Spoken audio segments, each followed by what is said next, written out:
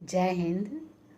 आज का टॉपिक है इल्तुतमिश द्वारा सत्ता का सुदृढ़ीकरण करना।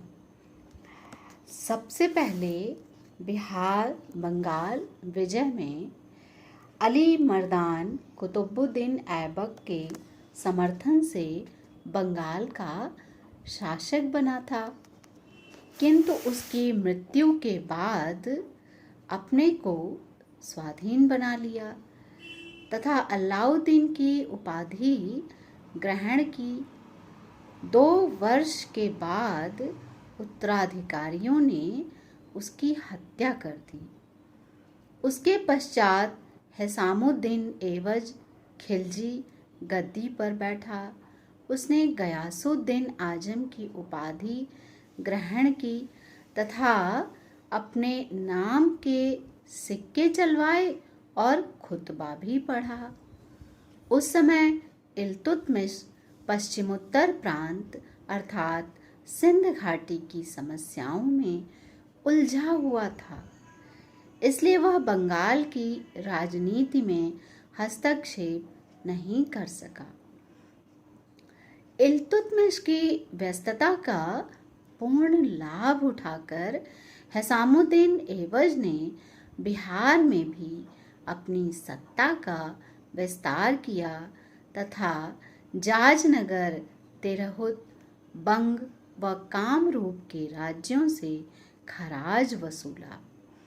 अपनी पश्चिमी सीमा को सुनिश्चित करने के बाद इल्तुतमिश ने पूर्वी क्षेत्र की ओर अपना ध्यान लगाया।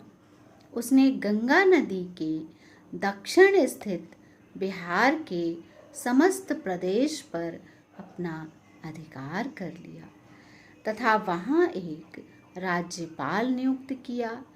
अपनी स्थिति को सुदृढ़ करने के बाद वह 1225 ईस्वी में गंगा नदी के किनारे किनारे आगे बढ़ा। उधर हिसामुद्दीन एवाज भी इल्तुतमिश को रोकने के लिए आगे बढ़ा, किंतु बिना किसी युद्ध के ही उसने इल्तुतमिश की अधीनता स्वीकार कर ली और युद्ध की क्षतिपूर्ति के रूप में बहुत सा धन दिया उसको। इल्तुतमिश मलिक जानी को बिहार का सूबेदार नियुक्त कर वापस दिल्ली लौट गया, किंतु इल्तुतमिश के वापस लौटते ही गयासुद्दीन ने मलिक जानी को बिहार से निकाल दिया तथा दिल्ली राज्य की अधीनता मानने से इनकार कर दिया।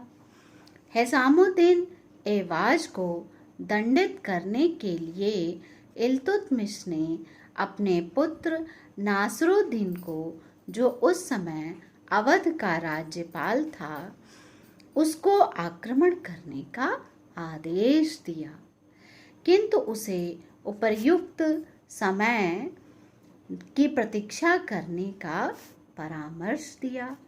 2 वर्ष पश्चात जब गयासुद्दीन अपने पूर्वी अभियान कामरूप व बंगाल पर गया था, तभी अवसर का लाभ उठाकर नासरुद्दीन ने उसकी राजधानी लखनौती पर आक्रमण कर दिया।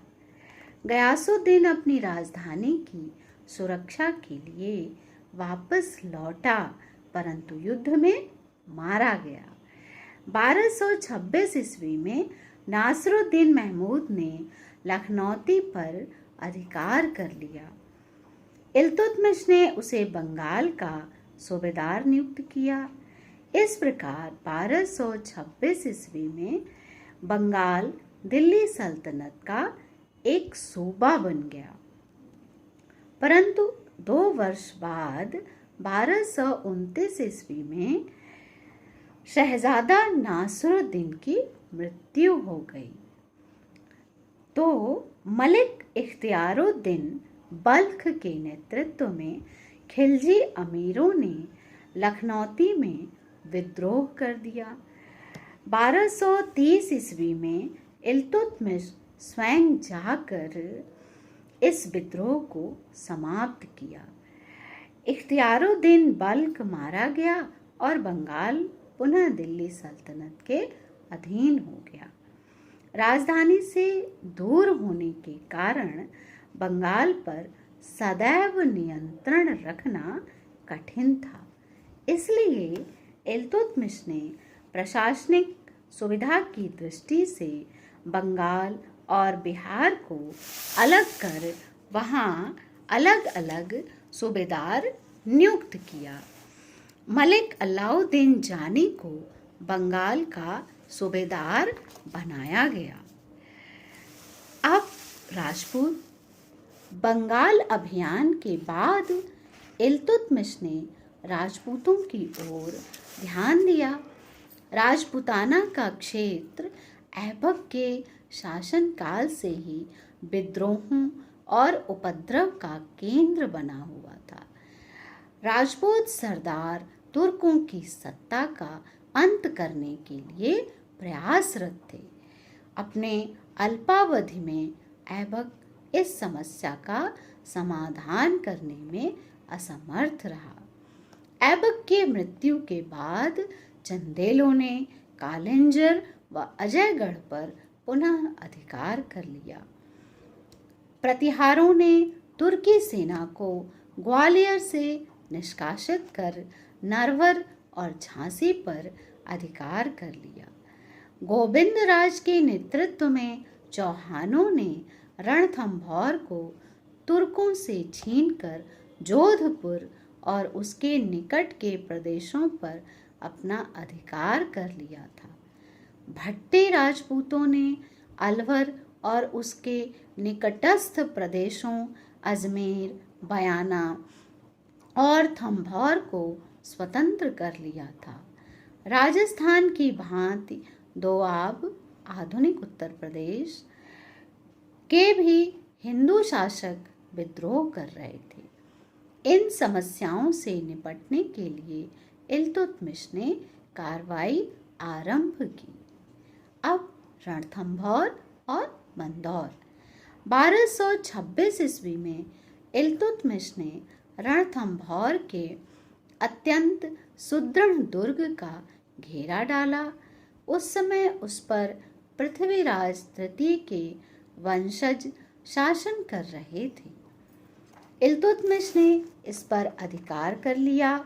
यह उसकी महान सफलता थी कि उत्तर शासक उस पर विजय पाने में असफल रहे थे। इसके पश्चात इल्तुतमिश ने 1227 ईस्वी में परमारों की राजधानी मंदसौर पर आक्रमण कर अधिकार कर लिया। अब इसके बाद जालौर, बयाना, थंगीर, अजमेर और नागौर।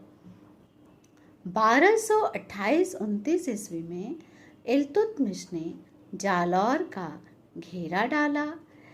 उस समय वहाँ का शासक चौहान राजा उदय सिंह था।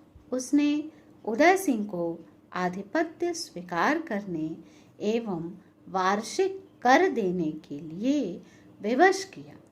इसके पश्चात बयाना, थंगीर, अजमेर व नागौर पर भी अपना अधिकार कर लिया।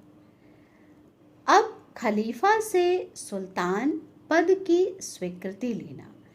इल्तुतमिश ने सुल्तान की स्वीकृति गौर के किसी शासक से नहीं बल्कि 1229 ईस्वी में बगदाद के खलीफा अल मुंतसिर बिल्लाह से प्राप्त की थी। इल्तुतमिश खलीफा से अधिकार पत्र प्राप्त करने वाला दिल्ली सल्तनत का प्रथम वैधानिक सुल्तान था। खलीफा के दूत ने बगदाद से विशिष्ट अधिकार पत्र तथा सम्मान सूचक वस्त्र खिलत लेकर दिल्ली पहुंचा। इस विशिष्ट अधिकार पत्र में इल्तुतमिश द्वारा विजित सभी देश एवं सागर पर सुल्तान आजम के रूप में उसको अधिकार दिया गया।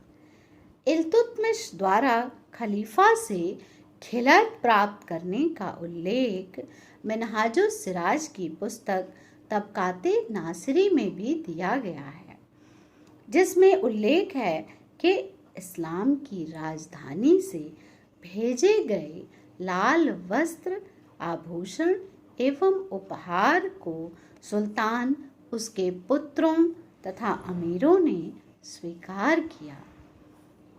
यद्यपि यह एकमात्र औपचारिकता थी, किंतु यह इल्तुतमिश की एक दीर्घकालीन अभिलाषा थी जिसकी पूर्ति हो गई। इल्तुतमिश ने यह अवसर बड़े उत्साह व मान मर्यादा से मनाया।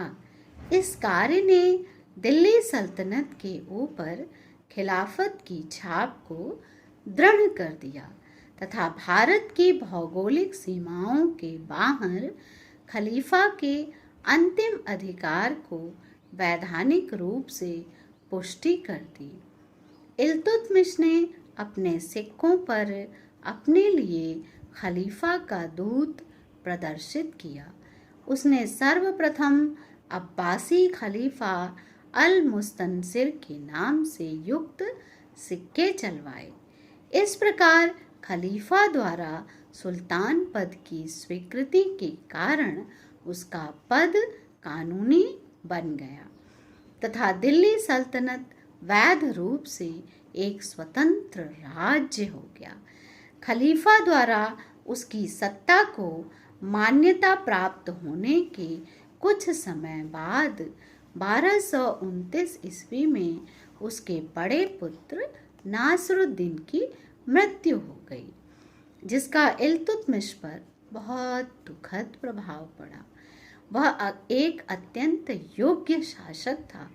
सुल्तान इल्तुतमिश की सभी आशाएं उसी पर केंद्रित थीं।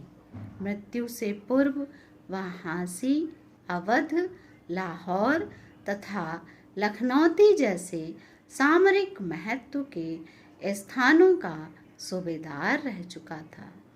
इस दुखद घटना के बाद भी इल्तुतमिश ने अपने शासनकाल के शेष वर्षों में निरंतर दिल्ली सल्तनत के संगठन में लगा रहा तथा विद्रोहों का दमन किया। अब ग्वालियर एवं कालिंजर। 1231 ईस्वी में इल्तुतमिश ने ग्वालियर पर आक्रमण किया।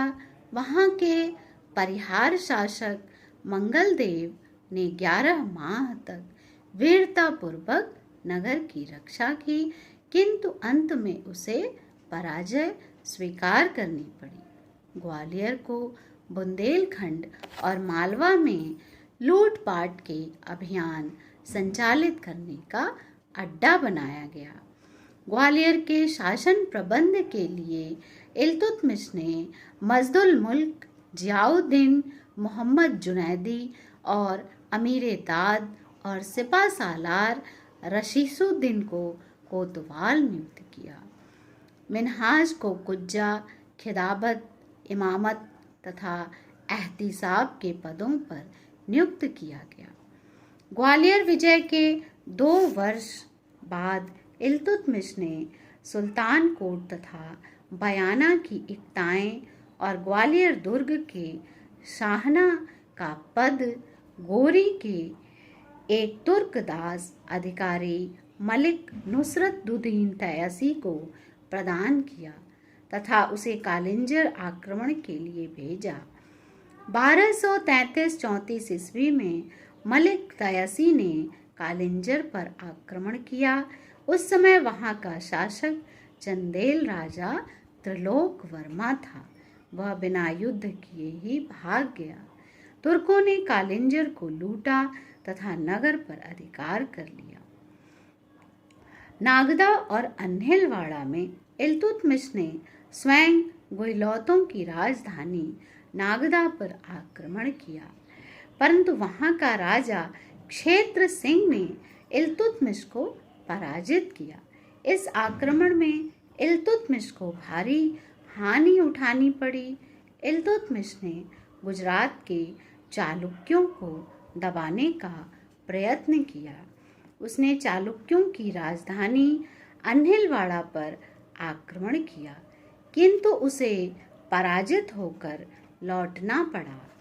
मालवा 1234-35 ईस्वी में इल्तुतमिश ने मालवा के एक अभियान का नेतृत्व किया तथा भिलसा के नगर और दुर्ग पर अधिकार कर लिया। यहाँ पर एक मंदिर जिसे मिन्हाज के अनुसार 300 वर्ष में निर्मित किया गया था, उसने इल्तुतमिश ने विध्वंस कर दिया। तत्पश्चात सुल्तान ने उज्जैन नगर की ओर कूच किया और वहां स्थित महाकाल मंदिर को भी ध्वस्त कर दिया। वहां से प्रसिद्ध लिंग व विक्रमादित्य तथा अन्य राजाओं की अष्टधातु की मूर्तियां दिल्ली ले आया। अब दोआब की स्थिति भी असंतोषजनक थी।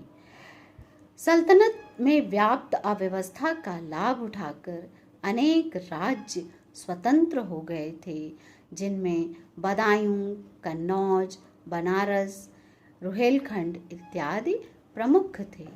अवध में पिर्थों का विद्रोह इल्तुतमिश के कार्यकाल में ही हुआ था।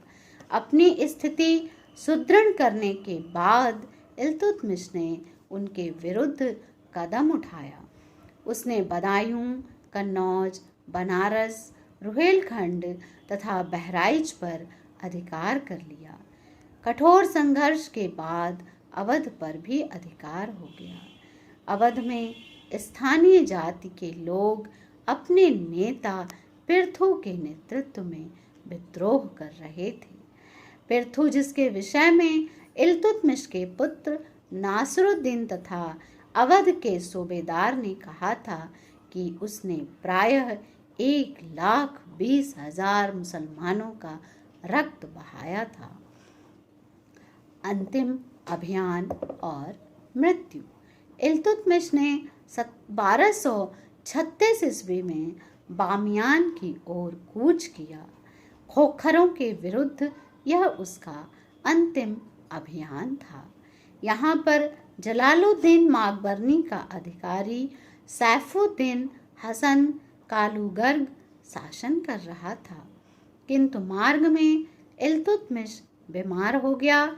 उसे राजधानी दिल्ली लाया गया, जहाँ 1236 ईस्वी में उसकी मृत्यु हो गई।